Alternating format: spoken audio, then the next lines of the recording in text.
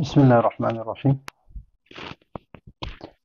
بسم اللہ الرحمن الرحیم آج کا ہمارا سبق ہے حلقات 127 نمبر سبق ہے ضروبہ الناتج ستہ، اس میں سے تیسری ضرب ہے بعض با جا وکل با آ فبعض جا آ۔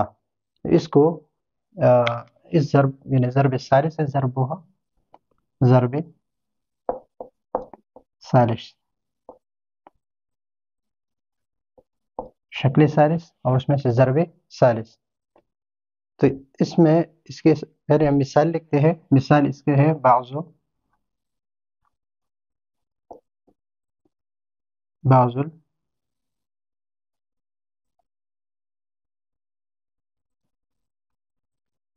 الحیوان انسان وکل حیوان جسم۔ تو یہ شکل ثالث ہے، اس کا نتیجہ جزئیہ ہی آئے گا۔ تو ابھی جزئیہ اس کو اور اس کو جب یہ حد اوسط اس میں سے حیوان اور یہاں پر حیوان ہے، یہاں پر جزئیہ ہے، یہاں پر کلیہ ہے، تو نتیجہ جزئیہ ہی آئے گا۔ یہاں پر آئے گا بعض الانسانی جسم، نتیجہ آئے گا بعض الانسانی جسم۔ ابھی بعض انسان جسم، حالانکہ سارے انسان جسم ہے، لیکن یہاں پر حکم بعض پر ہے، اور جو بعض ہے اس سے سکوت ہے کہ وہ ہے یا نہیں ہے، اس کے بارے میں حکم نہیں ہے۔ اب یہاں پر یہ ہے نتیجہ۔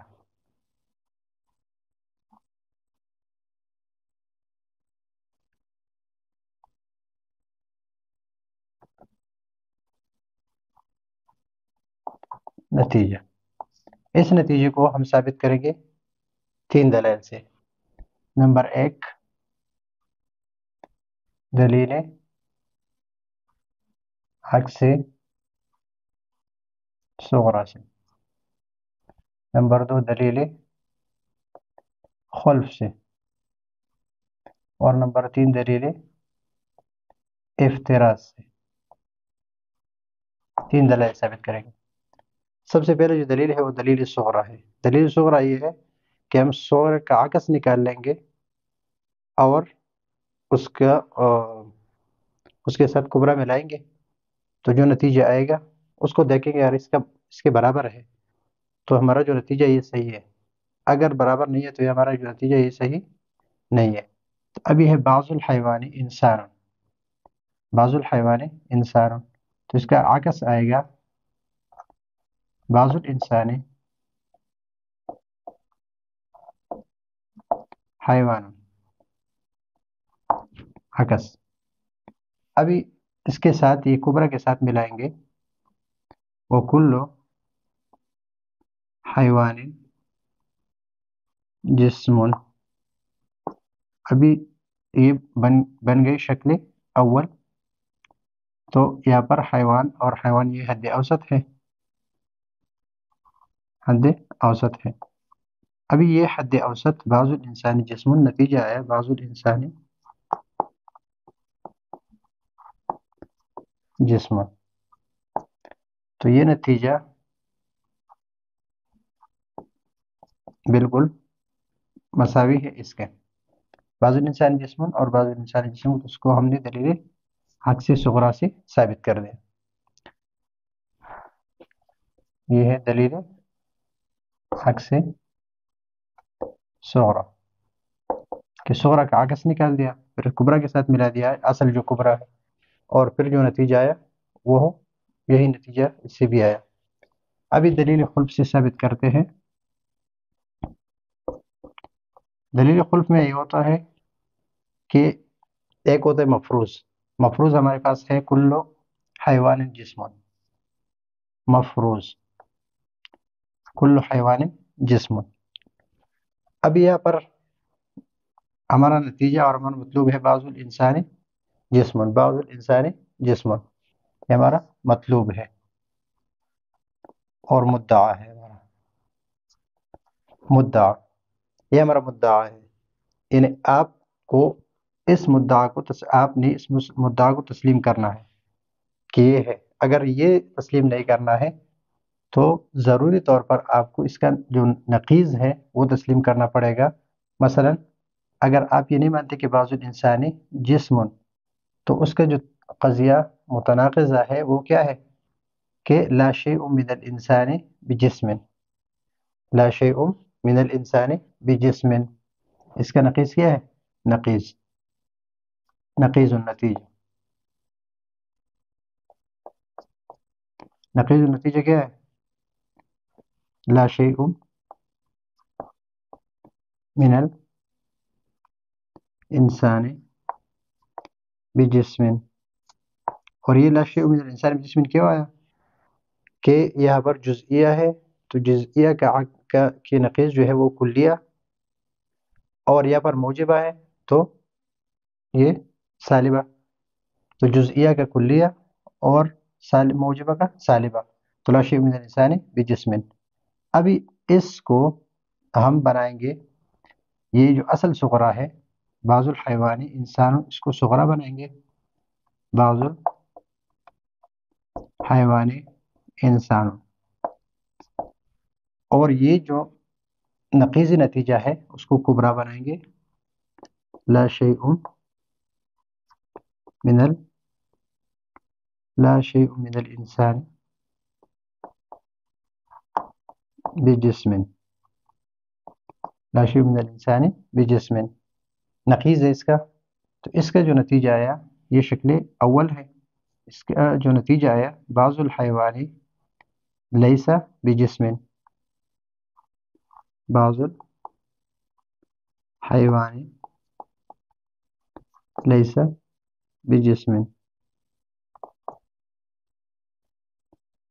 ابھی یہاں پر یہ ہمارا جو مفروض ہے کل حیوان جسم، اور یہ بالکل اس کا بالکل مخالف آ گیا بعض الحیوانی لیسا بجسم.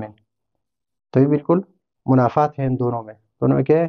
منافع ہے، اس کے بالکل منافی ہے. تو ابھی جب منافی ہے تو ہم نے جو مفروض کیا تھا وہ یہ ہے، اور یہ کیا، یہ خلاف مفروض ہے، خلاف مفروض. اور خلاف مفروض یہ باطل ہے. یہ کیا ہے؟ باطل. جو ہم نے فرض کیا یہ اس کا بالکل خلاف ہے، اور خلاف مفروض کیا ہے؟ باطل ہے. تو جب خلاف مفروض باطل ہے تو یہ باطل یہ کس وجہ سے آیا تھا؟ یہ اس کے نقیض یعنی نتیجہ نہ ماننے کی وجہ سے. جب نتیجہ آپ نے نہیں مانا تو لازمی طور پر آپ نے اس کا نتیجہ نقیض جو ہے وہ ماننا پڑا. اور یہ خرابی کہاں سے آ گئی؟ نقیضی نتیجے کی وجہ سے. نقیضی نتیجے کی وجہ سے خلاف مفروض لازم آیا، تو نقیضی نتیجہ بھی باطل ہے. اور جب نقیضی نتیجہ باطل ہے تو اس سے ہمارا جو مدعا ہے بعض الانسان جسم، یہ ثابت ہو گیا. یہ ہے دلیل قرب. ابھی ہم نے دلیل افتراض سے ثابت کرنا ہے. دلیل افتراض سے، دلیل افتراض ہم پہلے پڑھ چکے ہیں کہ دلیل افتراض ہم اس قیاس میں بنا سکتے ہیں جس قیاس میں ایک قضیہ جو ہے وہ کیا ہو؟ جزئیہ ہو. ایک قضیہ کیا ہو؟ جزئیہ ہو. تو اب یہاں پر اس میں ایک جزئیہ بعض الحیوانی انسان، یہ جزئیہ ہے. تو ابھی اس کو ہم نے کس طرح بنایا؟ بعض الحیوان جو ہے اس کو ہم نے نکالنا ہے کہ بعض الحیوان مثلا زید ہے. جب زید ہم نے نکالا تو اس کا حمل حیوان پر کریں گے، اب انسان پر. تو زید حیوان و زید انسان، دو قضیے ہمیں حاصل ہو گئے اس سے، زید انسان و زید حیوان.